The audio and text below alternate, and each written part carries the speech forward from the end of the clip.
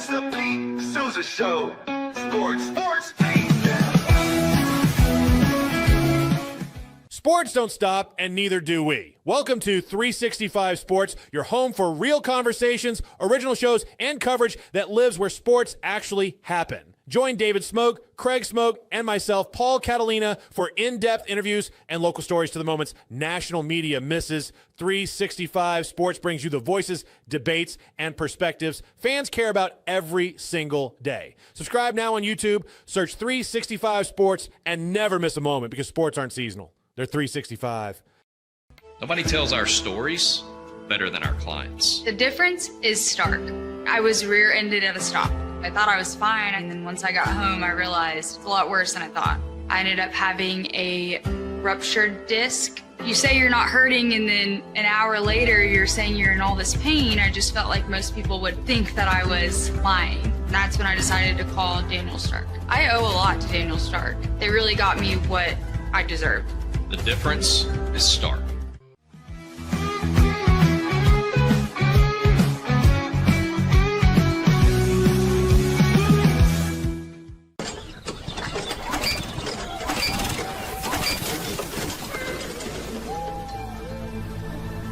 Just use AMP-Pace.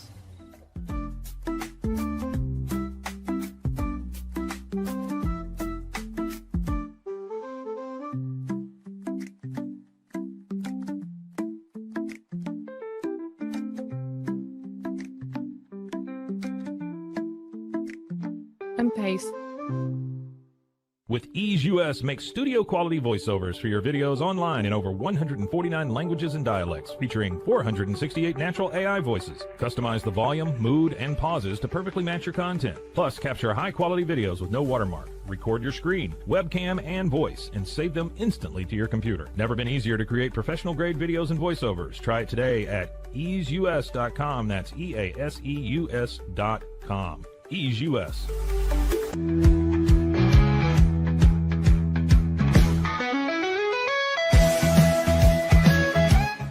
Since our founding, we've been revolutionizing hair removal with cutting-edge technology and a commitment to empowerment. The U-Like Air 3, launched in 2023, ushers in a new era of sapphire ice cooling technology, offering nearly painless hair reduction in just 3 weeks. Experience the future of hair removal today at ulike.com, because at Ulike, beauty is about looking and feeling good. That's ULIKE.com. Ulike. Hey, it's Matt Mosley of The Matt Mosley Show. We want you to watch our show every day, 1 to 3 on YouTube or wherever you get your podcast. And you get to see big-name guests like Gary Patterson, Art Briles, Scott Drew, Doug McNamee, major Cowboys insiders, ESPN legends like Sal Palantonio. When news breaks on Cowboys or Baylor or NFL, we want you to look here first. 1 to 3 weekdays, it's the Matt Mosley Show.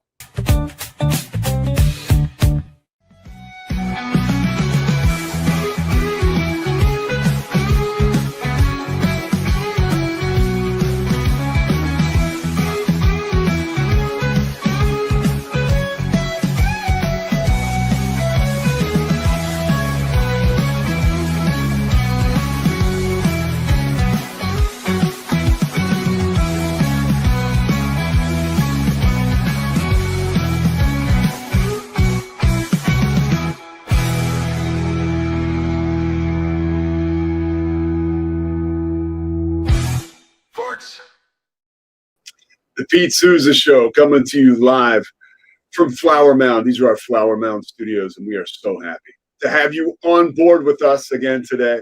We are presented by Slovacek's, Sikora Family Ford, Daniel Stark Injury Lawyers, Crawford Austin Properties, man. Gordon Harriman, how the hell you doing? I miss my guy. Yeah, I mean, we got Bumblebee Blinds. We got Wake. Oh, God damn it. Lake Waco Golf Club. Hey, there you go, guys. Making it worth your while.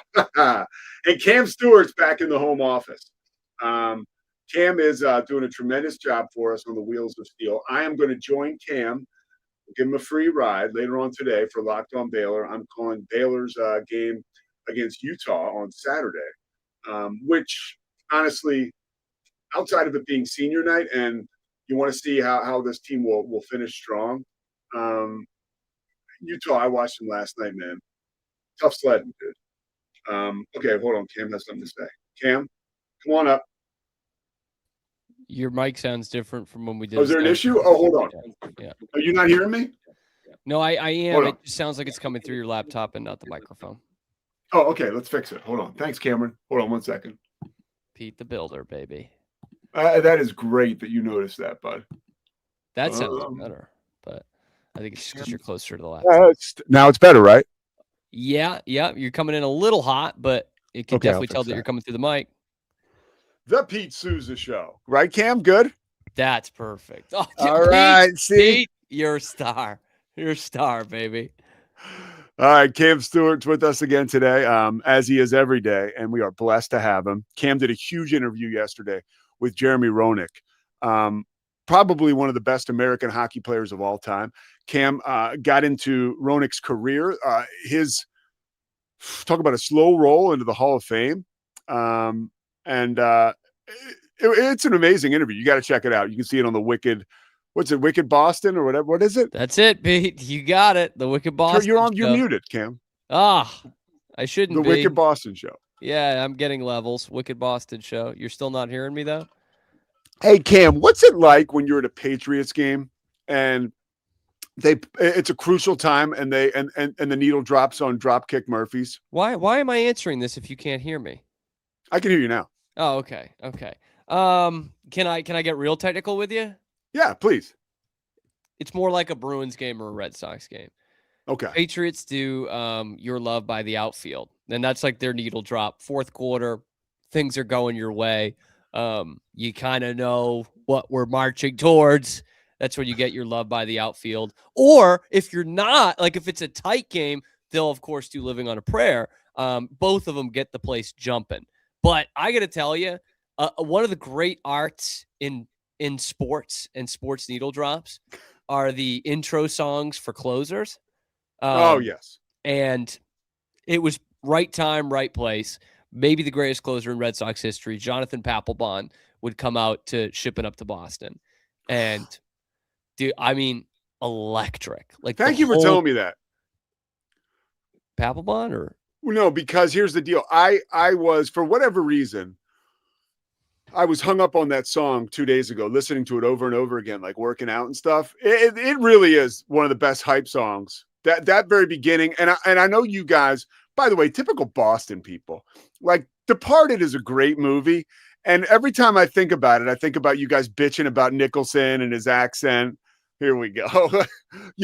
But that Scorsese, right, masterpiece, when Dropkick Murphys comes on and the Departed, like after the opening, scene, woof, goosebumps. And the reason is I was thinking about some of our friends, Chad Brown, Christian Fourier, they played for the Patriots. And I was thinking about, man, I can only imagine what it was like for them if they played that song before kickoff. But now you're telling me that Papelbon. And so anyways, I was searching for that, like a really cool stadium like vibe. And I couldn't find anything because there wasn't one. But now I can find Papelbon coming out, dude, and that'll be awesome. Everyone clapping in unison, like doing that. And I mean, the place jumping, dude, jumping. And you see it for some Bruins games. Last night, for example, tight game. They're up 2-1 late in the third. You get some Shipping Up to Boston. You get some the State of Massachusetts by the Dropkick Murphys. That'll get the place going. For sure. I was kind of thinking about this the other day, Pete, as it relates to the Dropkick Murphys, like, and the Departed, like, forgive us. Okay. Forgive those of us in my generation who grew up where I did, if we have main character syndrome. Okay. Because let's think of the formative years of my life, 9, 10 years old, 2006, 2007. Okay. The Dropkick Murphys are putting out like stadium jams all the time, right? The Red Sox have just broken the curse at 04. They're fine all the time with stadium jams. Just pump the brakes, dude. 4 or 5 years in a row where they were just pumping out like punk stadium favorites, man. Like Shipping Up to Boston, Rose Tattoo, The Boys Are Back, outside of Massachusetts, we stop after that first song. Well, so go ahead. Anyway, I mean, you remember what it was like when the Red Sox won it from like the standpoint of someone who's not a Red Sox fan. It was like in your face everywhere. Yeah. The Patriots were in your face everywhere. And just that 06-07, you got that. You got The Departed, The Best Picture. We've already established a movie genre of Boston and Boston accents. Everybody knows what the accent sounds like. Everybody knows their regional like fast food places. In this case, at Dunkin' Donuts. They got the Red Sox win the World Series again in 07. The Patriots are 16-0. The Celtics get Kevin Garnett and Ray Allen. Like, it's on top of you, man. It's on top of you. There's no better place to be from and a better time to be from than growing up in the Boston area around that time. I mean, New Jersey kind of got it too. You go right in from the Sopranos to Jersey Shore. And like, again, everybody knows kind of the regional things. Everybody knows the accents. Everybody knows what kind of ancestry. Yeah, but you guys are like so uptight with your, like, when Rocky came out and won Best Picture. Now, I was not even born yet, but I don't think my mom was sitting around with her friends having wine and being like, oh, but Sylvester Stallone didn't sound like he was from South Philadelphia. Nobody gave a shit. The thing won Best Picture, and it was the movie it changed a lot of lives. So, I mean, it's just typical Boston when I think of that. We're right? very protective, man. We're very protective of our culture. You are. And I don't like it being made a mockery, Pete. My culture is not a costume, okay? I don't like it being made a punchline because that's how much we love it, dude. Main character syndrome. I mean, do you think I have that? Maybe a little bit. Maybe a little bit. Who's Mike? I think that was one of our head honchos. Is that Mike Hamilton? Yeah, he went in and out. Come on in, Mike, if you'd like to join us. Well, we got Fran Fraschilla, who's actually going to join us at 10:20.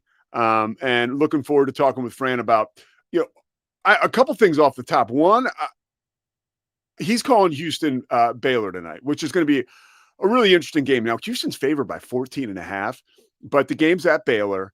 And I'm curious to talk to Fran about where Houston is. It is at Houston. For TV. Oh, it is? Yep. Thank you. Okay. That's why it's 14.5. Jesus. Thank you, Cam. Okay. So I'm curious to see how Houston rounds into form heading into the Big 12 tournament and then the NCAA tournament and I want to ask Fran about this. Last year when they were in a pinch, they could get the ball to Juwan Roberts, right? He's obviously gone. And as much as Kingston Flemings is so exciting, and, I love JoJo Tugler, man crush on him, but like and even Milos Uzan, like they're not going to those guys, or at least they haven't successfully when they need a bucket, when the shot clock's winding down. What are they going to do? We're going to talk to Fran about that. And I want to ask him about BYU and, what this, too early to call it a free fall because it is the Big 12 and the Big 12 is just a beast. So some people might call it a free fall, by the way, Pete. I think it is. I mean, it's pretty bad. Some people might call it a free fall when they're making your banners for the show. Anyway. Yeah, it is. It is. So I want to talk with Fran a little bit about that. Before Fran gets here, I want to take a moment. I had a couple buddies from Philadelphia, specifically my good friend Tom Rogers. He sends me a message last night, and Tom and his family, Tom's a self-made guy, grew up outside of Philly, but the guy's worked his ass off and, come into a little bit of do-re-mi. So he's got some pictures of, he's sending me a picture. His tickets are like right behind the scores table at Sixers games. And he sent me a picture last night because he was at the game, and he's not showing off. He likes to take pictures of like guys we grew up watching. That's all. No context. Last night was Sean Elliott. And I was like, my first thought was like, why in the world would anybody go to this game tonight when you could actually watch this NBC throwback broadcast? Like, if you're thinking enough about basketball to go to that game, you should be thinking enough about staying home to watch it on television. I'm sure Sixers fans, the game was a blowout. I'm sure they were pretty happy if they stayed home. You did get to see Wemby, and I understand that it's a once-a-year thing if you're a Philadelphia fan or any team in the Eastern Conference. So I get that, right? That like that value of actually being there and seeing the game in person. But the broadcast was, I mean, I'm not here to tell you, like, it wasn't perfect, okay? But it was everything that I wanted it to be. I mean, I could use 4 or 5 of those a year. And I think honestly, it would behoove all the broadcasters to be together, just get a little cohesion. I mean, that's it. I really tip my cap to everybody involved to do that. I know that they were excited and honored to be welcomed under the tent again by NBC, but that's a tough situation to be in. To parachute in, like I was watching Hannah Storm and PJ Carlissimo and Isaiah Thomas at halftime. That ain't easy. I mean, it's a live broadcast. You're on the floor. You know, maybe you can't hear. And it was a little rough around the edges, but look, Hannah Storm is like, I've talked about it. She's got like, I have lifetime season tickets to her. She was one of the first people when I was a kid to really come into my living room with basketball and like happiness. And it was her, it was Willow Bay. It was even Julie Moran, if you remember her. Julie Moran hosted NBA Inside Stuff with Ahmad before Willow Bay did. And it was just like, that was the beginning of my real excitement and invested interest in pro basketball was the NBA on NBC. Now, no Marv Albert last night, but Bob Costas was on the call with Doug Collins and with Mike Fratello. That was so awesome. But here was the big thing, and I got to eat crow from yesterday. I went on the record here. I really went on a rant talking about Bob Costas and talking about how much I appreciated Bob Costas and how I thought it was crap that he took so much shit. I try to limit my, to like one a show from fans around the country. That last baseball series he did, not this past postseason, but the one prior to that. The Yankees playoff series, and he retired after that from baseball. And I guess it was long enough where I'd forgotten how much of a blowhard Bob actually can be. And I love Bob Costas, love with a capital L. I used to fall asleep on Sunday nights listening to Costas Coast to Coast. Cam, I remember one episode he had Ted Williams on, and it was at a restaurant somewhere in New York, I think, and they would just BS. It was like really the first podcast. And he would always have these amazing guests on. It was Sunday nights. And, I'm sure it was every other Sunday but it felt like it was every Sunday and it felt like an event. And, Bob Costas, I don't need to sit around and list his accolades and say why he's great, but let's talk about why he can be a pain in the ass. That game last night. So first of all, it was almost as though Bob wanted it to be a blowout. Like he goes against all TV rules, which I guess I appreciate. They come back from halftime and the Sixers are down by like 25, closing in on 30, I think. But Bob right away is like, hey, guys, at what point do the Sixers and Spurs really just think about pulling everyone out of the game? Now that the Sixers have lost edge. I mean, he was being very honest, and I guess you appreciate that. But I was like, Jesus, Bob, like, I'm about to change the channel now because. Yeah, mind you, this is a night where there's a lot going on, right? Like, you know what I mean? Yes. And in fact, the NBA on NBC is doing this because there's a lot going on, right? And then to come back in the second half like that, it's not exactly TV rules, Pete. Did you watch any of it? I caught like just a couple of minutes of it. Watching. He was going on and on about it. Was like the history lessons and my beef with that situation was one, he would have been better served by having a good game. So I think Bob was like, I got to turn this into a talk show now because it was a freaking 40-point game. And, there was one point where he got over his skis. And this happens in television. It could happen to me on Sunday when I'm calling the Baylor Utah game for NBC. God willing, it won't. But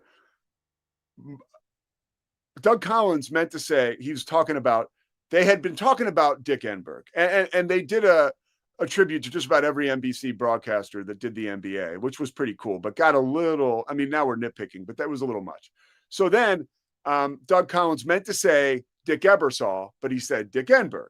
So Bob is trying to help him out, almost like he's holding, it was almost a little too much. Like, I think you meant Dick Enberg. And then, Collins is like, oh, I did. And, he's like, oh, I get it. I know you did. And then Bob made the mistake or whatever, not even a mistake, just a human moment. He goes, two great dicks.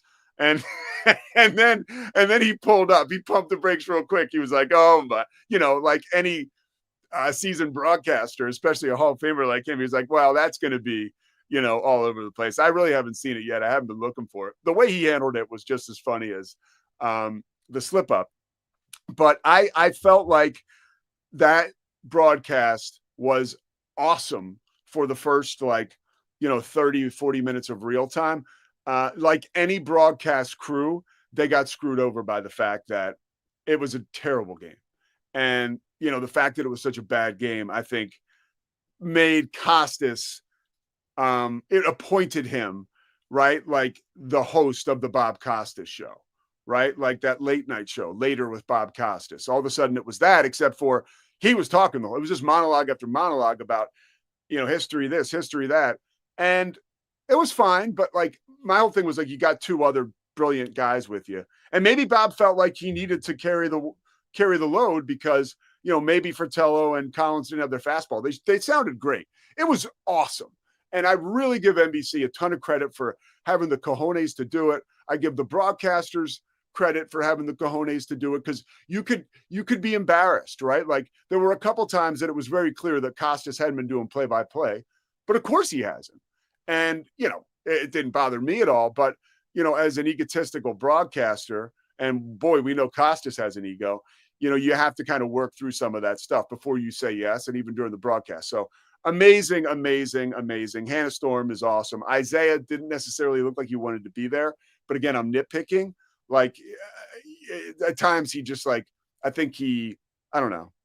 I'm not quite sure about the whole Isaiah thing being a part of that. I would have loved to have seen Peter Vesey, but we didn't see him. I would have loved to see Marv, but that wasn't in the cards either. But it was a special night. All right, we're going to take a break. We're going to effort Fran Fraschilla. The guy's got a lot going on. He could be at a shoot around, but we haven't heard anything from him. So we'll find out. Hopefully we'll get Fran. If not, we know he's a busy guy. And if there's one thing I can do, it is fill the time. The Pete Sousa Show, presented by Slovakics. Back after this short break. Bumblebee Blinds of Waco and Temple is your one-stop shop for custom window treatment, transforming your vision into reality. Choose from a selection of shades, blinds, shutters, and curtains. Bumblebee Blinds stands behind our service and products, ensuring peace of mind with our trusted warranty. Call Bumblebee Blinds today to schedule your design consultation. Bumblebee Blinds, simplifying window treatments one covering at a time. BumblebeeBlinds.com.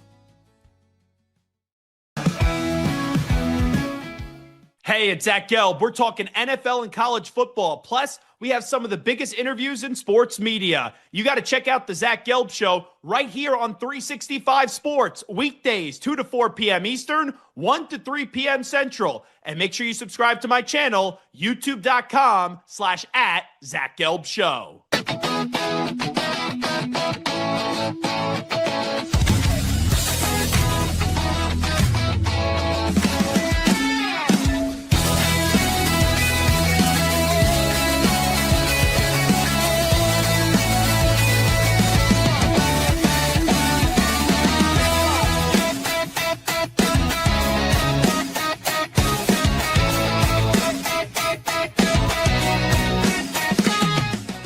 Save big during the Start Something New sales event at Allen Samuels Dodge Chrysler Jeep Ram in Waco. Drive a new Ram 1500 Lone Star Crew Cab with $13,000 off or choose 0% financing. Get a new Laramie Crew Cab 4-wheel drive with 3.9% financing for 72 months plus $15,000 off MSRP. Explore in a new Jeep Grand Cherokee Laredo starting at $31,990. Happening now at Allen Samuels. Come by. Let's be friends. Hi, I'm Jo from Face Theory. You're going to want to have a specific goal for your skincare routine. What do you want to achieve? Active ingredients are really strong, and if you're using too many at once, your skin can get overwhelmed. Don't overspend on products. Choose products that have scientific research behind them. At Face Theory, if you're not happy with a product, just say so, just give us a shout and we'll give you your money back, no problem.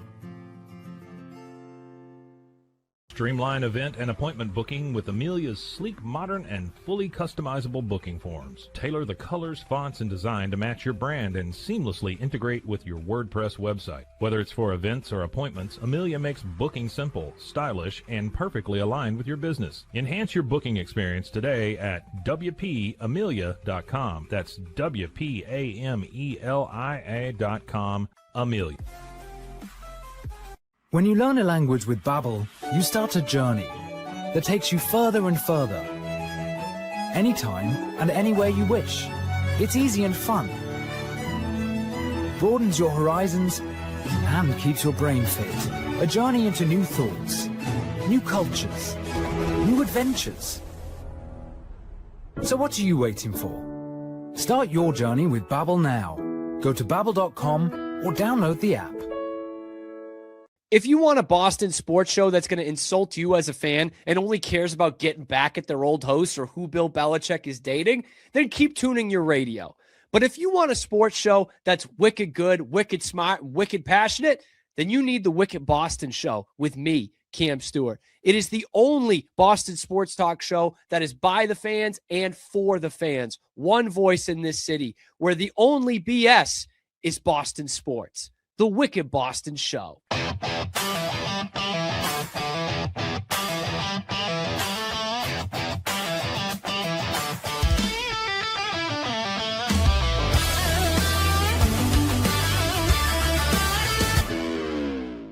BadCreditLoans.com is a pioneering service provider that has carved a reputation in the financial industry for its dedication to helping individuals with bad credit secure loans. By making timely repayments, borrowers can gradually repair their credit history, thereby increasing their chances of securing better loan terms in the future. BadCreditLoans.com serves as a beacon of hope for those with bad credit. Simple, fast, and reliable loan application process. And its commitment to responsible borrowing makes it a trusted partner in the journey towards financial stability.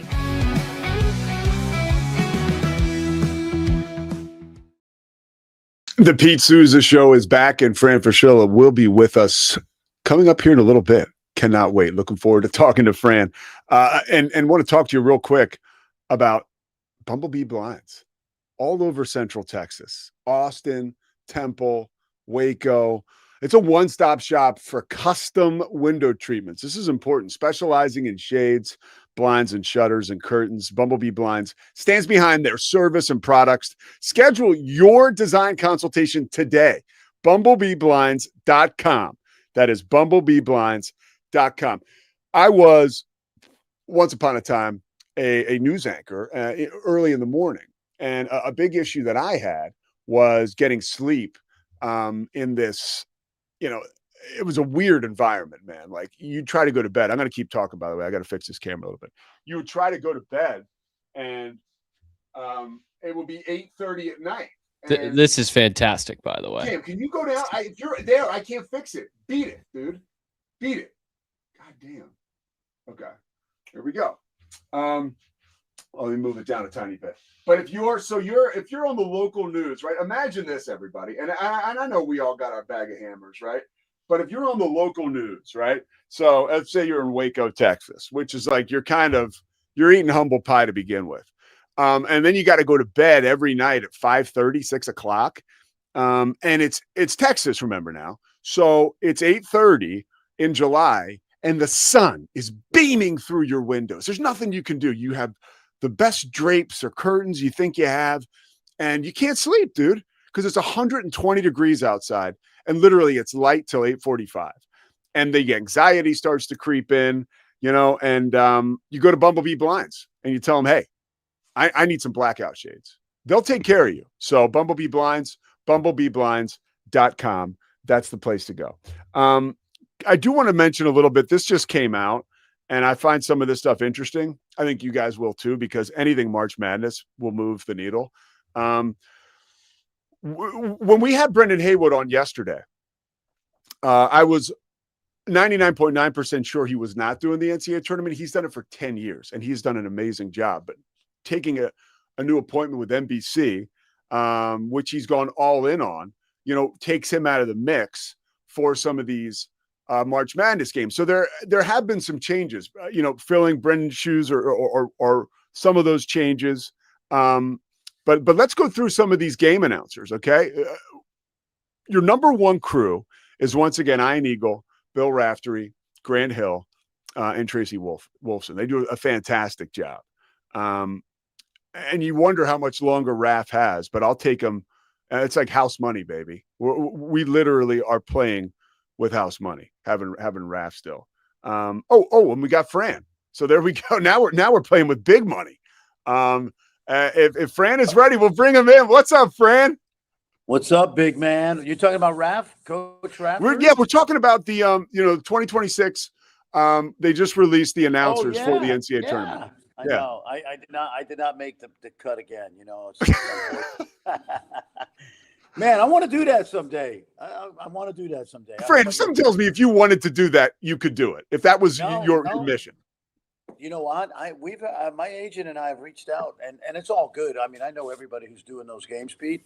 Great people.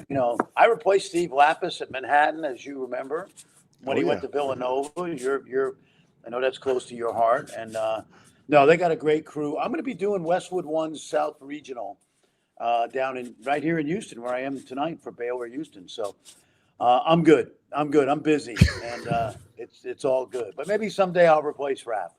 Maybe. Well, hey, and Lapis, when you replace Lapis, your track record's pretty good. You end up, you win a game in the tournament, you beat Oklahoma, and then you lost to Arizona State, which I was pulling for you. We were close. Could have beat them. We got cheated. We did. We got cheated in that game. I mean, my bad call. Now the referees are great. They weren't great when I was coaching. But hey, what do you think about? Let me ask you. What do you think about the refs this year? Like about like how have they been? We always talk about how many games they work, and nobody knows that landscape better than you. Well, that's a big story because of last night in Phoenix, right? Bill Self gets ejected. Doug Sermons, who's a great official, he'll be in the Final Four. He threw him out. And then the old thing is, well, Doug's worked 9 days in a row, right? So he must be a little cranky. But I don't see it that way. First of all, we don't get upset with a kid that we're rooting for on our college team who shoots 68% from the line, right? We don't get mad when he goes 0 for 2 late in the game. But officials have to start out perfect and improve from there. And it's amazing to me, like they do affect some games. They do, Pete. But it's amazing to me, like how good they are. And yet if they miss 1 or 2 calls a game, they get criticized. Meanwhile, the kid that's shooting like 68% from the foul line, we never get on him for missing 32% of his free throws. It's a free throw, right? It's free. But yet the official's supposed to be perfect. So I think by and large in the Big 12, where I do most of my work in January and February, they're very good, but they're also human. They're human. They miss stuff. And when they miss stuff, I'm not afraid to call them out because they know I'm fair to them. When they have a good game, I say it. And by the way, when I see them at the airport in Lubbock, sometimes I'll go up to them and tell them, hey, I never mentioned you guys once last night. And they give me a high five. Because they want to be anonymous. They really do. Yeah, and I know from you, from working with you and watching you and learning from you, guys like you, like as a play-by-play guy, I stay out of that. I let you guys handle it, and I respect the workload that those officials have, and it's not my job to call them out. Yeah. No. Again, I know. See, first of all, you don't know this. I'm on the NCAA Rules Committee as a non-voting member, but they utilize my so-called expertise. But as you know from being around me, I know the rule book. I read it all year. And so when I do criticize, and I'm not always right, because sometimes I'll get a text from one of my officiating friends and they would say, during a game, I'll get a text and say, that was a great explanation of the cylinder foul, right? Or, no, that's not the rule. Remember in the last 2 minutes, yada, yada, yada. So I'm not perfect either, but I try to be on top of the rules because I'm supposed to be an expert. You know who Gene Steratore is, right? Of course. Football, basketball, the whole deal. So Gene and I have become good friends. He's a Western PA guy. You're an Eastern PA guy. And every now he loves when I say this. Like every now and then I'll say on a podcast, hey, listen, I don't need Gene Steratore, okay? And he likes that. But the point is, if you're an expert or you're an analyst, you're supposed to be an expert. And so I try to know the rules. But even I don't get them all right. And I kick myself every now and then when I explain it on TV and it's not actually correct. Well, you guys nailed the. I'll give a living, breathing example. Just 48 hours ago, I was watching Arizona and Iowa State, and the goaltend, right? The hand hits the backboard, and you and Boog were all over. I mean, right away, you said we were unsure as to how Torre had actually missed that, but then you said, watch again. The hand hits the backboard, and you see the backboard move a little bit, and whether or not it actually affected the shot doesn't matter. Right. That's the rule. That's the rule. So, and I don't even think it affected the shot, but I don't think it did. Yeah.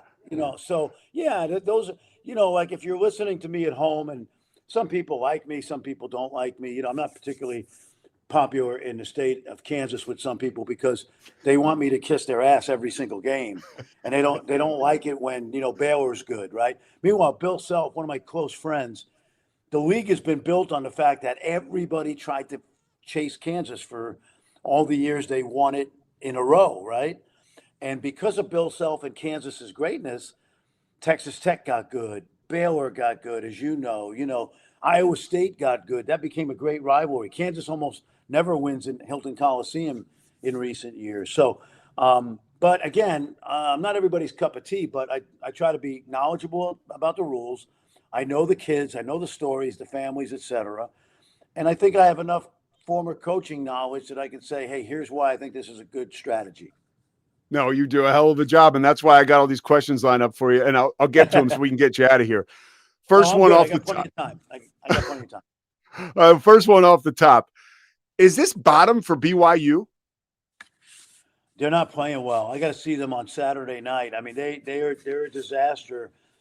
In not only because they lost Richie Saunders, because remember they were like a 4 out of 5 game losing streak with Richie. Now, since he got hurt on February 14th against Colorado, they've really gone south, and they don't have depth. They lost 3 guys for season-ending injuries early in the season or before the season. Dallas, I think it's Dallas Baker, the Baker kid. Dallas Baker, yep. Yeah, I saw him get hurt in Orlando, and it was tragic, right in front of us. And then the kid Pickens from UC Riverside, he hasn't played all year. And then Richie gets hurt. Richie's an NBA player, so that hurts. And honestly, I'll say this, Pete. A.J. DeBonsa is playing his butt off. I mean, this guy in the last 5 to 10 games is playing 37, 38 minutes. He's averaging in the mid-20s. I mean, I think he's going to end up being a number 1 pick, honestly. I don't like to say it early because I know how my NBA – I get it. I know I get criticized for being critical of the mock drafts. And those guys work hard. They do a good job. But I know for a fact no team has decided that this is the number 1 guy.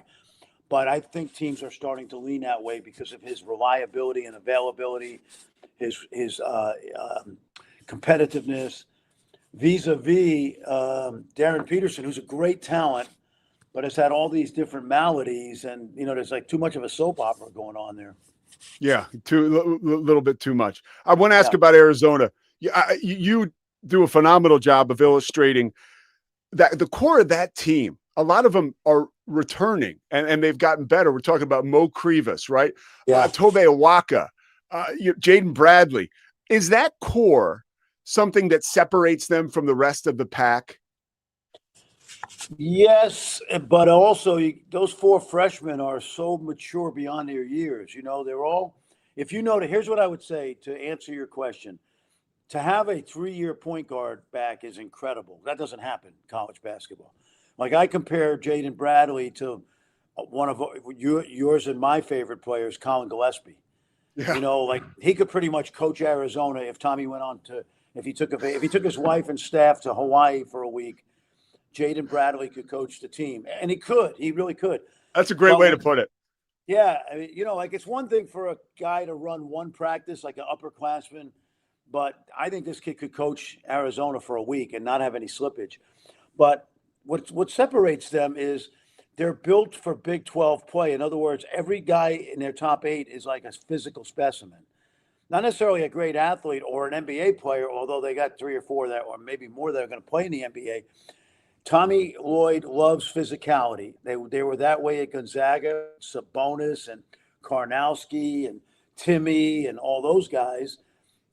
And he's doing the same thing at Arizona. They're all physical. They got a physical point guard. The only guy that's not super physical is maybe their best talent, Braden Burries. But Karchenkov should be the bad guy in a James Bond movie, right?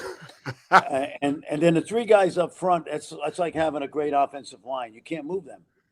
Yeah, and you did a good job of illustrating how, they couldn't get Momcilovic open because they couldn't penetrate. Iowa State couldn't. And if you can't penetrate, everybody's able to stick around they are scary. Arizona is scary right now. Are they the best team in the country?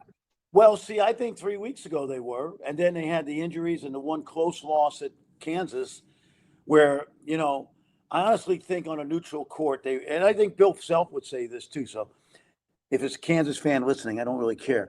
But Bill Self would probably say that Arizona would beat Kansas 7 or 8 out of 10 times on a neutral court. Doesn't mean it can't happen in Kansas City next week. But I think they were the best team in the country, and then they had some injuries, a loss, and then Michigan now is the best team. But, Michigan, Arizona, UConn, Duke, and there's one more that I think it might be in that mix. It's like 5 that I think are clearly better than everybody else, with another 5 that can get to a Final Four. Well, one of those teams that's kind of Florida, yeah. Florida, yeah. By the way, Todd Golden, Coach of the Year, maybe? I'd say, boy, Tommy Lloyd. It'd be hard for me. And I think all those guys are in it. Dusty May. John Shire is a great coach. People don't realize it because he's got, quote, talent. But I know John well, and I know what he's done. He's different than Coach K. Not necessarily in a bad way. He's just modern. Coach K could bludgeon you with his offense from the 70s and 80s. But John Shire is a real thinker, and he's got great talent. They love playing for him. He's in that mix, too. All right, you got Houston tonight. They have struggled when the shot clock winds down, when the game clock winds down. You've talked about this as well. Who can get their bucket to get them out of a jam like Juwan Roberts did last year? Is that something that stands between them and progress in March still? It could be. It really could be. I love their team. I always do. I love their culture. I think at their best, it's got to be in Kingston Fleming's hands and at the end of a clock, which it is. But I think he even defers sometimes to the upperclassmen. I love Sharp. I love Uzan. Last year, 2 years ago, we knew who the bailout guy was. It was Jamal Shed.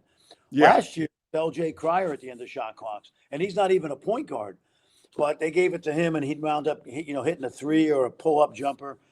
And Sharp and Uzan are phenomenal players. They're going to be remembered forever at Houston. But I think it has to be Kingston Fleming's. And to your point, they do not have an inside scorer the way they had with Juwan the last couple of years. Sinak's going to be a good pro. The problem with Sinak and Fleming's, which is unusual for Kelvin, is that I love them both, but they're going to reach their prime way after they leave Houston. Yeah. Unlike a Sharp or a Uzan or a Shed, who gave it all they had for 4 and 5 years and ended up being, really good, what we call culture warriors. So culture is a great topic right now. I was lucky enough to talk to Jay Wright last week about this, what I want to ask you. And it's specific to your game tonight, right? You have Baylor Houston. The way that Jay and the way that Scott have built programs for success, Kelvin has found a way to kind of keep it going. Is that sustainable? Can a guy like Scott Drew build a team with the character that he won a championship with in today's college basketball? Like, is he up against it, Coach? It's tricky because unlike Kelvin, until this year with the 2 great freshmen, Kelvin's always won with 3 stars who became 4 stars, right? Scott, because of their success, different kind of success, but obviously the success speaks for itself. Scott's done it with all these one and done guys. If anything, one and done has been their kryptonite. I mean, because he's a great recruiter. They've had 5 straight years of first-round picks. It's going to be 6 this year, and then you lose Rob Wright, and then because you know Waco well, they've got two guys out for the year with injuries, and Justin Bodo would have been a big factor. Yeah, and they've got a big kid. They promised that they would redshirt Soroy. Yeah, I think I say that right. Kid from Blair Academy in New Jersey, and they just got behind the 8 ball this year, and then honestly, I've said this. I don't think they have the NIL money that other schools have, but I think that's going to change. And I do think they'll be back. But to really answer your question, I really only think Matt Painter, Tom Izzo, Kelvin, there's only a handful of guys that can win with like 4 and 5 year guys. I was just thinking about this. They've had their share at Baylor, 4 and 5 year guys, but they really built that program the way Gonzaga did with transfers. Yeah. They and Gonzaga had transfers before even the transfer portal. And then you had the one and done guys, which Scott has been able to get, great brand right now, but it's almost bit them in the butt because they've been so successful at recruiting those one and done guys.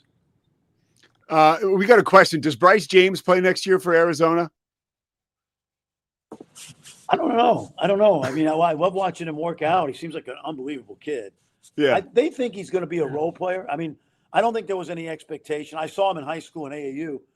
I was a little surprised they took him, but when I watch him practice, he looks like he could be a good role player, athletic, learning the system. Everybody inside the program seems to say he's a great young man and not entitled. Never saw that. Great with his teammates when I watch him. He doesn't even know I'm watching him, but I am. And we'll see. We'll see. I think he's having a great time right now. And I think it's also good that he's got a little anonymity, if that makes sense. Yeah, I totally agree. All right, 2 more questions for you. One, and this is a good one coming off what we just talked about. And it's a tough one for you because you know these guys so well. If you were to build a program from jump right now with a Big 12 coach, who would you choose? Well, there's so many great ones, honestly. And I'm not just saying that because they're my friends, but not counting Bill Self, who I think is kind of getting close to the end soon. But if you tell me somebody that's in the middle part of their career, certainly there's so many good ones, really. I mean, Grant McCaslin, Scott, Drew, TJ Otzelberger, Tommy Lloyd come to mind. They're all in the sweet spot of their careers. Right now, they're all like, I think Scott, if they have a renaissance and they get back to where they were, I do think he's going to end up in the Hall of Fame. And I think Tommy Lloyd, being the winningest coach in history in his first 5 years, is certainly trending that way. And the other 2 guys I mentioned, Grant McCaslin, excellent coach. TJ, great coach. So, but if you made me pick, I'd probably say Tommy, just because he's taken a blue blood, and it's a blue blood now, okay?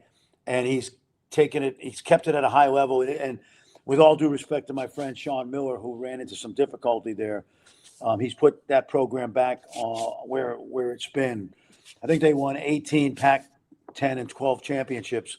And in their 3rd year, they've just won the outright championship in the toughest league in the country. Yeah, and a stat that but I just read the other day, 140 wins for him in his first 5 years. That's the most ever. I mean, that the numbers back it up. All right, last conversation for you, quick one. Yeah. It's something I've always wanted to ask you. I've always forgotten. I knew you were a badass growing up, really, like in New York City, right? Like you coached for Jack Kraft, you coached at Ohio State, fiery personality. When you go into the media, and you're interviewing it's you interviewing Bob Knight and Steve Alford. Yeah. And Knight jumps you, right? Yeah. Yes. What the hell were you thinking? Like, did you have to restrain yourself, or were you, because that was what happened? You were asking, for people who don't know, you were asking them about the relationship he was having with Alford. Alford was having success at Iowa, and they weren't necessarily best of buddies anymore. And you had the 2 of them sitting down, which was an amazing interview. Yeah. And you asked a normal question, and, he did what Bob Knight does, and he jumps you. Yeah, he jumped me. Now, let me put it in context, because there's so much context here. I became very close to Coach Knight towards the end. Like, anybody who knows Coach Knight knows that you get on his good side and his bad side, sometimes within the same day, okay? And I was on both a couple times. That was my first year at ESPN, and we were doing a game in Dallas. It was Iowa, Texas Tech. And I said to Steve that day, I said, hey, when we interview you and Coach Knight, because he still had great respect for Coach Knight. That was his college coach. And Steve was an All-American. I'm going to ask you a question. You just knock it out of the park. Well, when I asked him the question, Coach Knight intercepted it. Like I threw a bad pass. And he started, going off on me. As soon as he started going crazy, I said, I'm gonna stay calm, and I'm gonna ask him the next question like nothing happened. So he gets done intercepting the question I had for Steve. And then I said something to Coach. And then I think it registered to him I was not trying to set him up. And so I could tell on his face. And then that day, our producer said, I got to send this to Bristol. This will be on SportsCenter tonight, which it was. Oh, yeah. The president of ESPN at the time was Eric Shapiro. And he called me that day and said, great TV, man. That was awesome. You got Coach Knight to blow up. That wasn't my point. Years later, and we have time for a quick story because I don't want to. Of course. All right. So among the things that happened, now you have to understand, Pete, I literally knew more about Coach Knight than anybody at ESPN. I studied this man since I was 15 years old. And then I coached in Ohio for 8 years. And I coached at Ohio State where he played. And he's from Orrville, Ohio, right outside of Akron. So I knew a lot about Coach Knight. So the final, and he wasn't great on TV, okay? Let's face it. But I knew a lot about him, and so we got to be fairly friendly. And the very last week of his career at ESPN, John Saunders and I, the great late John Saunders, we were doing the NIT in New York City, which I've done forever. And it was always cool for me to go back home to New York and Madison Square Garden. So we get a call that week from one of our bosses, and they said, hey, would you mind if Coach Knight makes it a 3-man booth? And I said, absolutely don't mind. I think it would be great. So, and again, keep in mind, I studied this guy like I studied Ulysses S. Grant when I was in some of my American history classes, okay? So we get the game started, NIT semifinal, and the ball goes up, and they go up and down the court, and the guy takes a bad shot. And I said to Coach Knight, Coach, that's not a shot you'd have let Buckner take. Now, Quinn Buckner is his all-time favorite player, okay?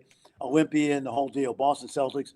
And he looked at me and he said, he had a smile and he goes, you're right, Fran. He'd have been sitting on that bench so fast next to me, he wouldn't have known what hit him. And then a couple minutes later, I said, Coach, what was it like bringing West Point down to the Garden? Because I knew he coached there, right? And that was always a big deal in the 60s. Yeah. And he said, Fran, we get on the 339 out of Poughkeepsie, and we would be at Penn Station at 4:19, and I'd send the team to the locker room, and I'd go get a hot dog. And so at the end of the first game, both semifinals, John Saunders was like in heaven, and he called George Bodenheimer, and he said, are you watching? Are you watching? Coach Knight's really good. And so that meant a lot to me, but what meant more was when the game ended, he slaps me on the back and goes, that was enjoyable. And then more importantly, I got a text from his son, Pat, who I'm close to.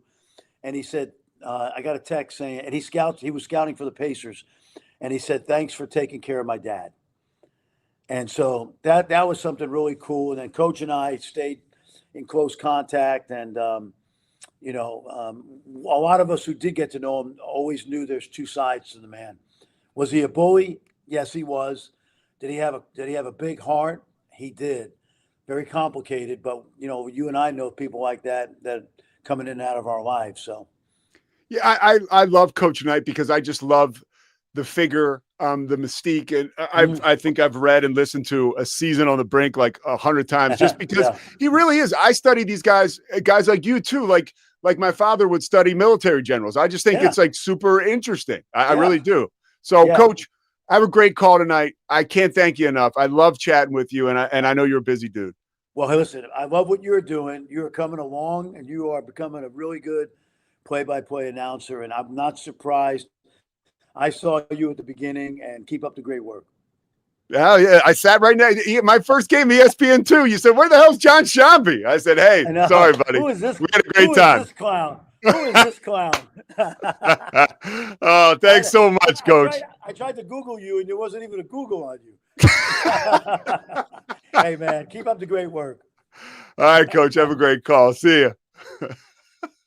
Oh, Fran Fraschilla, a complete legend. And he was so generous to me that first game. He walked me around to everybody because the game was at Baylor. It was Baylor Seton Hall. He was introducing me to everybody. And like, for instance, I wouldn't know an assistant from Baylor. He'd be like, oh, you don't know this guy? Like, he's on the news. Come on, he's a star. And he really made me feel good. And I had a great call, probably because I was working with him. And people ask me, who's the best guy? No offense to anybody else. Who's the best guy you've called a game with? And I say Fran, because not only is he a wealth of information, right? But he knows TV, man. He just knows. He knows it. He is a talent. And what a great story about Bob Knight. We'll take a quick break and we'll let that marinate. Thank you so much, Chris Visser. Once again, another home run. This week has been phenomenal. I can't wait till you guys hear what we have in store for you on Thursday and Friday. Friday in particular is going to be special. We'll take a break. We're presented by Slovacek, the Pete Sousa Show. Back after this. Looking for football talk without the fluff? It's Down and Dirty with Scott Mitchell, a former NFL quarterback breaking down the game from the inside, plus real conversations about sports, leadership, life, and everything in between. No hot takes for clicks, just honest analysis, strong opinions, and stories you won't hear anywhere else. Football talk and more, the way it's supposed to be. Subscribe now to Down and Dirty with Scott Mitchell on YouTube. It doesn't matter if your investment budget is small or big. All you need is Benzinga Pro and its powerful news alerts, price tracking, and portfolio monitoring. Subscribe now, and we'll skyrocket your portfolio today. Experience with the Bosley MD hair regrowth kit was amazing. It was easy to use. It let me take off my hat. I could go in public and have my picture taken and feel normal again. BosleyMD.com. Join us at golfpartnerusa.com and discover why we're the trusted choice for golf lovers worldwide. That's GOLFPARTNERUSA.com. Golf Partner.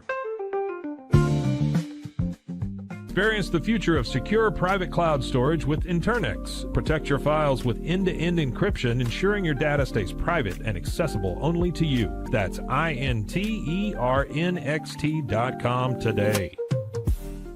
Apollo Neuro is a new kind of wearable that helps your body recover from stress, that helps you calm down and feel better. You sleep better, and you can get back to being yourself. Learn more at apolloneuro.com. Protect your online privacy with NordVPN.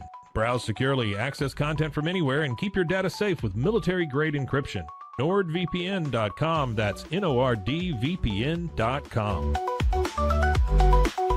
Our patented handles were launched in 2018. We continue to push the boundaries of strength training. Join us in making your training more natural and effective. Visit Engels90.com to learn more and revolutionize your workout. Dive into adventure with scuba.com, your ultimate destination for top-tier scuba and snorkeling gear. Whether you're a beginner or a pro, trust scuba.com for the best in diving equipment and expert guidance. Explore now at scuba.com. That's SCUBA.com. Scuba.com. At Fullwell, we bring together the expertise of registered dietitians, MDs, and OBGYNs to give you the best fertility support. Fullwell, your trusted partner on your fertility journey. Visit us at fullwellfertility.com. Experience the perfect blend of exquisite craftsmanship and life-changing technology with Gevi. Every product is built with precision, featuring specialized parts that ensure durability, efficiency, and safety. Upgrade your everyday with Gevi. Visit us at GEVI.com to discover more. It's the Pete Sousa Show. With San, owning iconic furniture no longer requires paying a premium. With over 15,000 satisfied customers worldwide, we've proven that high-quality furniture doesn't have to come with a high price tag. Explore our collection today at san.com. At Covers & All, we've revolutionized protective solutions with cutting-edge, customizable covers, tarps, and curtains. We deliver premier protection at affordable prices and express shipping. Visit coversandall.com today for the perfect fit, guaranteed to last. Hi, my name is Mike Lacey. I'm with Beyond the Game, a new podcast to the Rogue Media Network. Just when you thought you'd had a little bit too much about BYU, here we are to provide you even a little bit more. I, as part of the BYU group, am grateful that we're part of the Big 12 and really grateful that we're part of the Rogue Media Network. Thank you.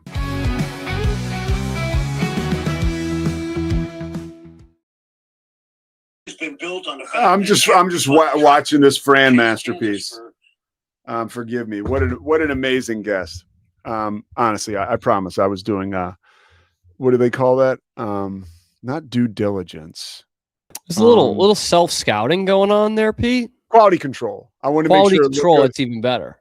Yeah, I mean, I felt like before the show I had like this perfect picture, and then I was worried about the IFB, and then so I it's not as perfect as it could be, but it's pretty damn good. We're letting the natural light come in the room, which is nice. So yeah, good stuff. By the way, Cam, I am going to be. I heard from our boy Armin Williams, and I'm going to do a couple shows during the NCAA tournament on Westwood, like on a Saturday. Yeah, love that. Yeah, so we'll have to have you on. I'll be annoying. Well, I'll see my schedule. Weekends. Okay. Weekends. I got a bachelor party one of those weekends. So your friends are still getting married? Oh yeah, dude. I'm still in the thick of this crap, man. I am still right in the thick of it. I've already had to turn down two weddings for this year. Are you gonna turn mine down? I don't think so. I haven't had the opportunity to turn it down yet. So did you get the invite? I didn't get an invite. Cam, come on, dude. I didn't get an invite. All right, well, you're invited. You should have gotten one. I didn't get one. Maybe it was the old ask address. for your address. I didn't get anything, Pete. Maybe, I don't know if I got lost in the mail or something, but I have not gotten anything. Wait till I tell Christy. She's going to be pissed. She's going to be pissed. I'm sure. By the way, how about Fran? How about Fran? I mean, the guy delivers. The guy absolutely delivers. And how about that great Bob Knight story at the end? I thought that was such a great way to cap it off. I had forgotten about that interview, by the way. I watched it in the break. Oh. I mean, that's like, I don't know if that's not like a Bob Knight 10, but like that's a Bob Knight 7.5, 8. And the reason for me that it was so worth bringing up, and it was so jarring for me as a fan at the time, and then I watched all these documentaries over again. It was the last days of Knight that it was on, and I'd seen the interview, and when it happened, I was surprised that he jumped another coach like that. But then when I watched it again recently, I was like, I can't believe he did that to Fran. Like, he was an equal opportunity bully, I guess. Yeah. You would think that another coach, another guy who'd been there in the trenches and everything, but Fraschilla with no ego. All media people. They're all media people. They're all the same once they get that microphone, Pete. But Fran has a serious ego, but to handle that the way he did, right? Because you're not successful like Fran is if you don't have an ego. But you also there's a human condition that you understand as a coach, and Bob Knight was not necessarily well, and I think Fran was well aware of that. You know what I mean? Like, so when he works with them, I was just thinking how tough it would be to respond in that moment, right? Like, he's a professional. He's going to ask the next question. But, man, is there not like 95% of you that just wants you to be like, you know what, Bob? F you. Like, this is a reasonable question. I'm doing my job. You're doing your job. Why don't we act civil? Like, there's so much of you that just wants to go back, and just wants to be like, screw this, and just keeps going. You want to hear a story? Yes. Okay. It's a Bob Knight story. And this involves me drinking too much and getting yelled at by Bob Knight. Okay. This is a real on Lake Waco Golf Course, was it? No. Yeah. We'll get to that in a second. Yeah. So my friends and I are going to spring break. This is my junior year. So we're driving to the Florida Keys from Richmond. Me, Todd McShay, Matt Davis, Matt Midget, and Ryan Wenninger, of course. And Tim Lilly was with us. Tim was a good friend, but it wasn't as. I'm surprised Lilly was in the car looking back. And Rob Belli, too, I think. So we're going to the Keys, and we're on 95. This woman falls asleep, crosses over a median, hits our car. We flipped 3 times. Everybody's fine. Okay. One of our buddy Matt had to get a skin graft. The car was totaled. It was like we could have easily died. Okay. Jeez, Pete. And I promise this is all. I got pictures and witnesses to back this up. So everybody was like, spring break's over. So we all go home and like lick our wounds. We were a little shaken up. I mean, I can say honestly, for the next couple months, every time somebody hit the brakes in a car I was in, I would get spooked. It was like I had that.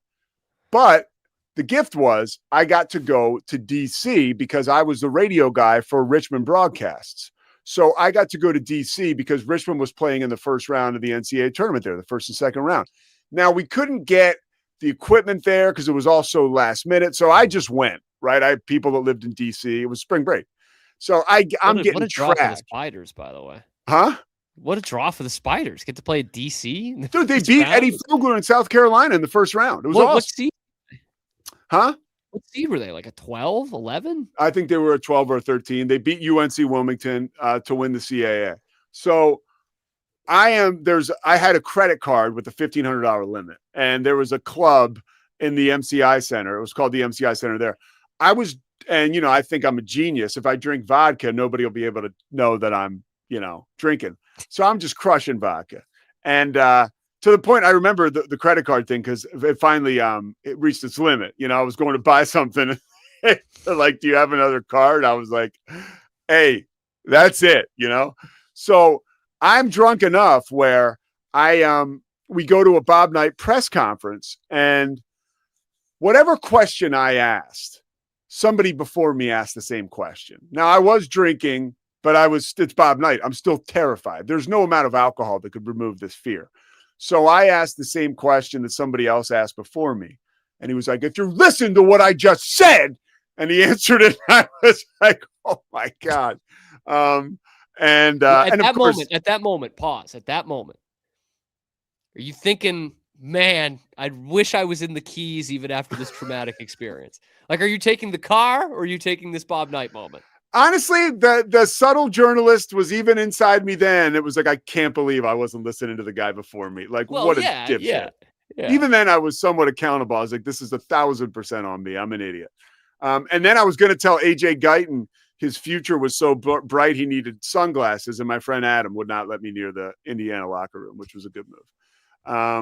Because that would have been embarrassing. That would have been. Look, look, and anybody that's watching this for the first time, I've been sober now for a while, so we no more drinking vodka, asking coaches questions. I promise. All right, let's talk about Lake Waco Golf Course. What do you think about that, Cam? I think it's a good idea. I love it, man. I love Lake Waco. And the printer is working here, so I'll have this printed up. But for now, I could actually go with personal experience, but I'll go with the read just because we want to stay uniform. Lake Waco Golf Club is a semi-private facility. It's nestled along the north point of Lake Waco, which is absolutely beautiful. One of the new facilities in Texas, to have a full 18-hole regulation golf course, as well as an executive 18-hole par 3 golf course. Plus, check out their bar and grill. Cam loves it. Also, their pro shop. Become a member today. Make sure you check them out. LakeWacoGC.com.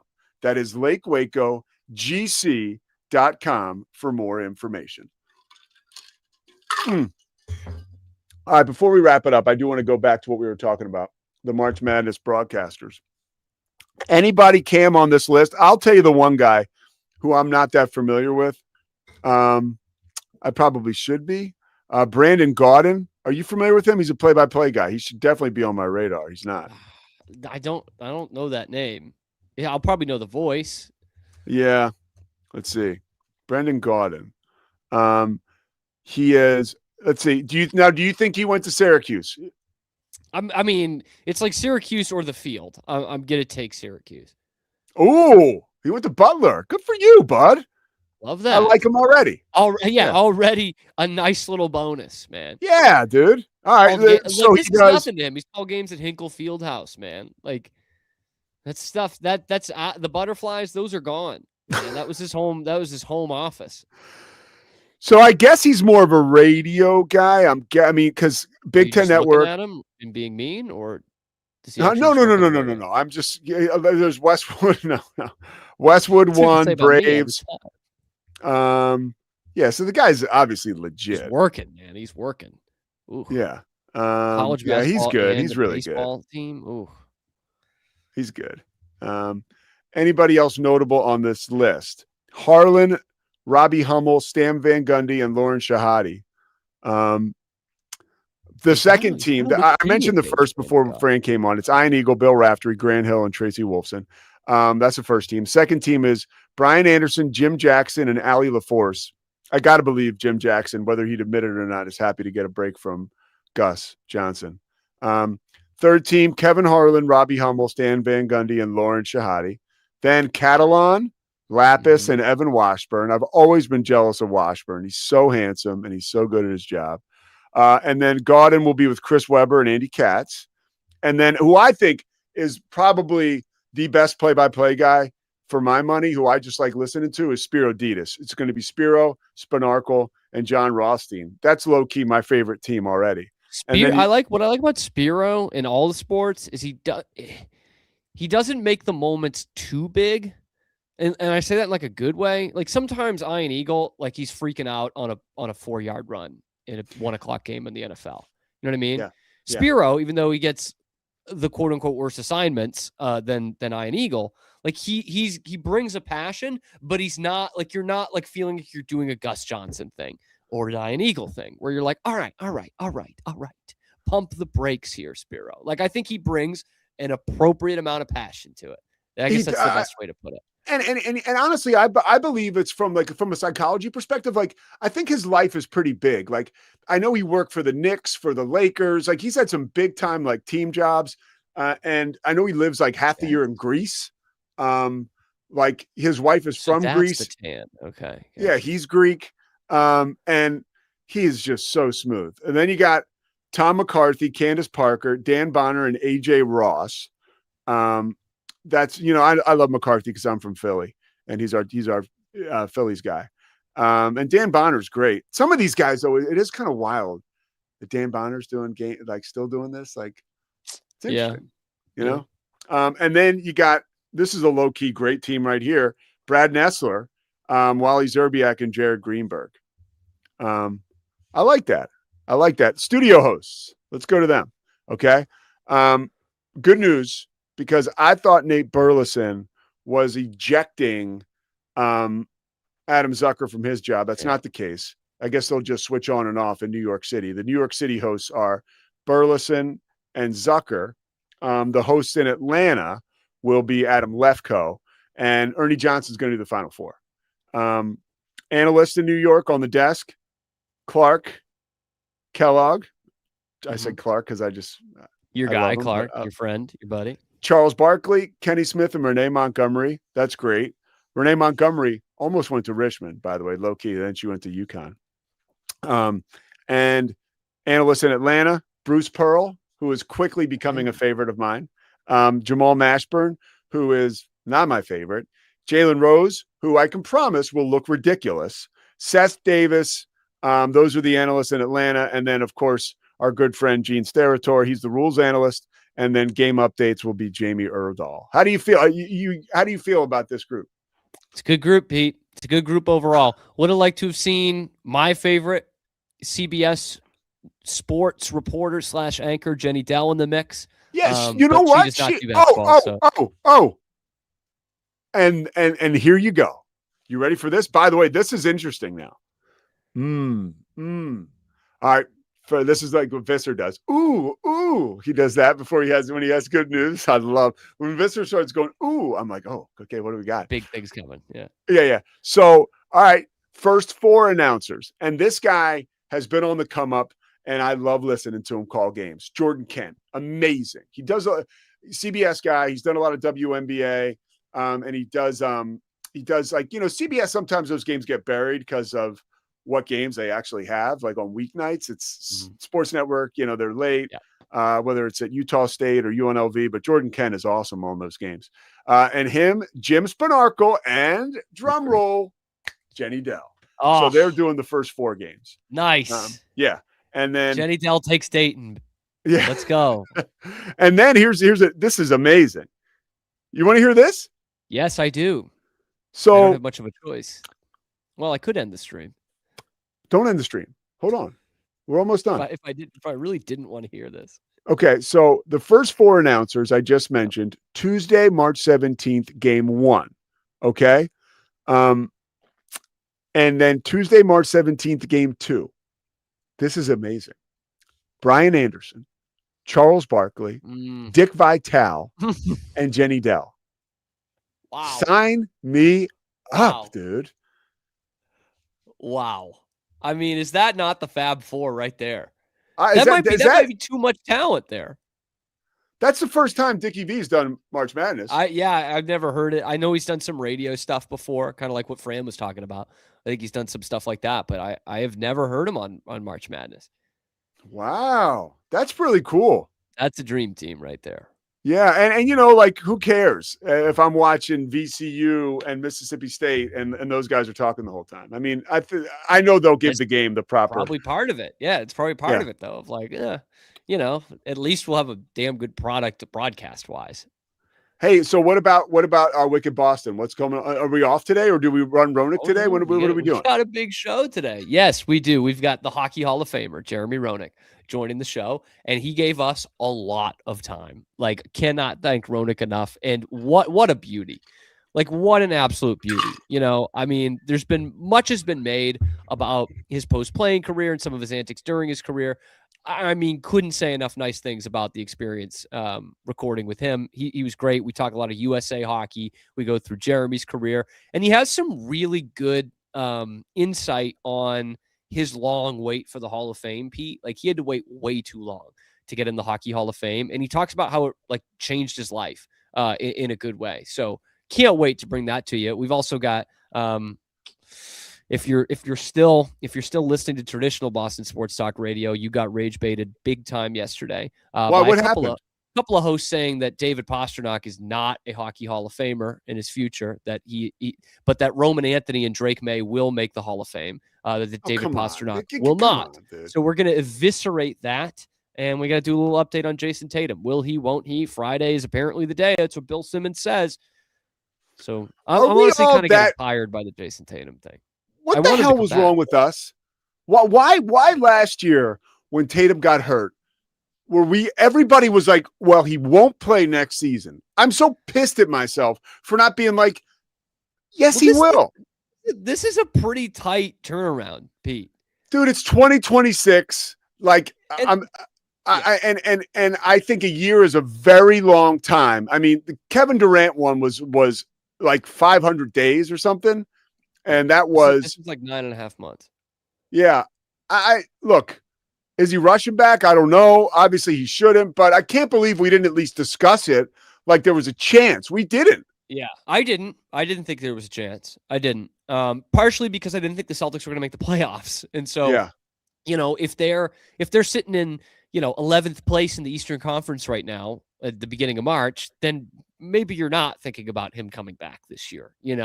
Maybe you are taking the route of like, all right, let's just wait till it's 100% fine, which it sounds like it is with, he's had scrimmages with the Maine Celtics. He's now had scrimmages with the Boston Celtics. Like, he's in practices. Like, it sounds like he's ready to go. But the thing is, they got the surgery the next day, which doesn't usually happen for Achilles. It does with some other injuries, but not the Achilles ones. Those typically they wait a couple weeks and then do surgery. This they literally did the next day. Like, they didn't even leave. He didn't leave New York. Why? Because they just wanted to get it done. They just wanted to, they diagnosed it. They know he tore it. They said, let's not wait around. Let's just do it.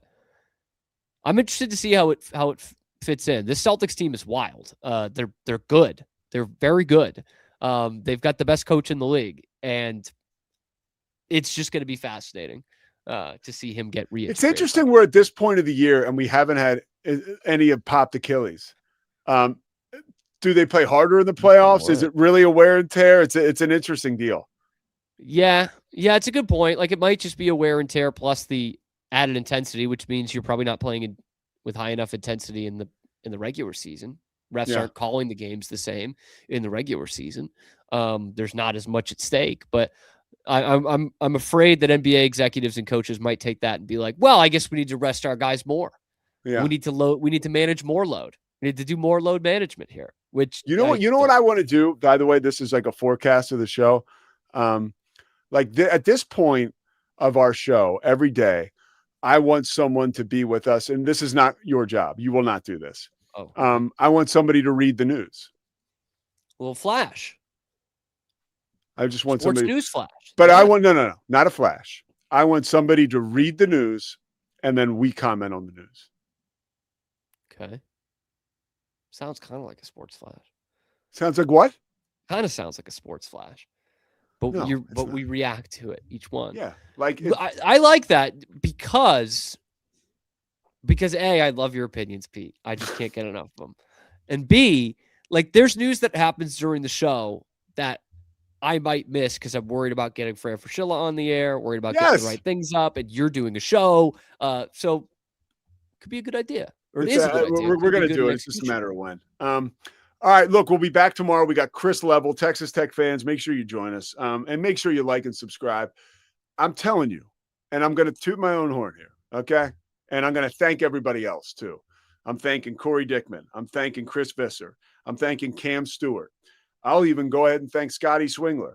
Like, there's a reason why my phone rang today, and it was Westwood One, and they were like, hey, we want you to do a show for us a couple times this March. And it's because of you guys, and it's because of the show, but it's because we're thoughtful, and it's a good show. So like and subscribe, dude, and watch us every day. Cam Stewart is a diamond in the rough. And watch his show too. I mean, I just don't. I watch these other shows. This is the goddamn truth, and they suck. It's people that aren't close to the sport they're covering, or at least they're talking like they're.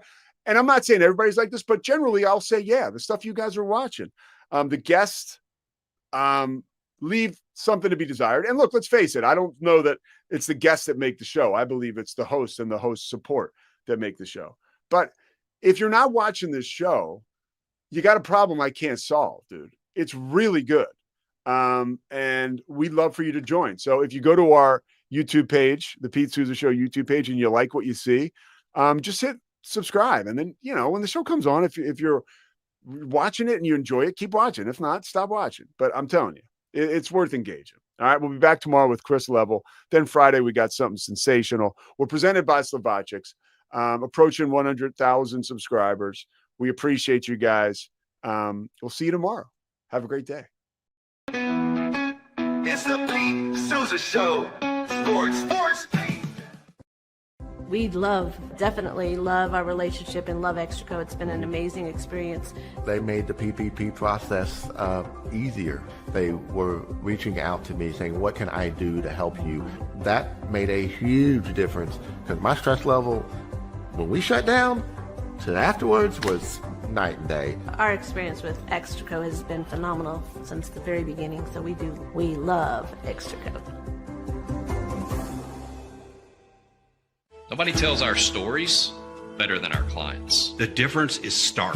I was rear-ended at 70 miles an hour. I was injured, had a concussion. The insurance company, they delayed. They were playing games from the initial conversation. They weren't going to help me. The biggest thing I learned through this is that you can't go through this alone. I called Daniel Stark. They were going to help me, and everything was going to be all right. Daniel Stark got me 10 times the insurance company offered. The difference is stark. Nalgene Outdoor has been your trusted companion, fueling adventures and helping protect the planet. We're committed to reducing waste, improving access to clean water, and providing simple, safe, and sustainable products for you and your family. NALGENE.com.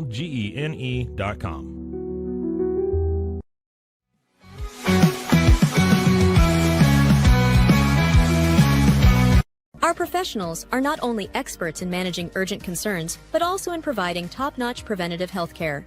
We're proud to connect pet owners to a vast network of licensed veterinary professionals, ready to address any immediate concerns. Book your first appointment today.